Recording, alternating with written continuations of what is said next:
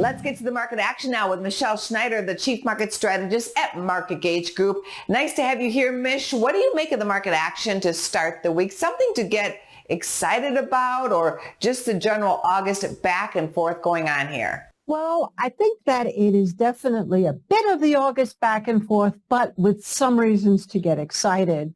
I did a lot of analysis on charts, and I'm really feeling technical analysis here is the way to go, weighing in, obviously, the fundamental influences, but ultimately looking at price, which is exactly what we talk about every week, right, Ange?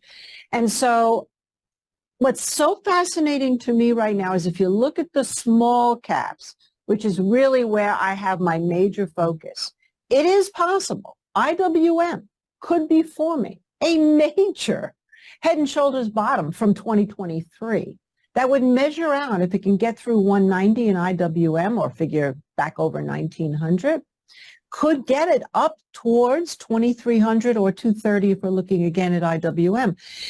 Why? I mean, people could argue why it shouldn't happen, but nonetheless, that's where we're at. Growth may be on the other flip side, topping though. That's what we're also watching for. What's your trade of the day? Well, we're still all about the manufacturing side of things and talk about small caps.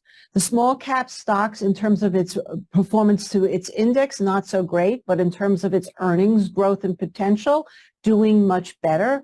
So we've been looking at stocks, again, like Chemours. I know I've mentioned it a few times, CC, but it's really basing out well. We actually added to the position last week, and we believe it's a $40, $50 stock because it's very key in chip manufacturing as well as other types of manufacturing. Always good. Thanks so much, Mish. Thank you so much, Angie. You too. Go to business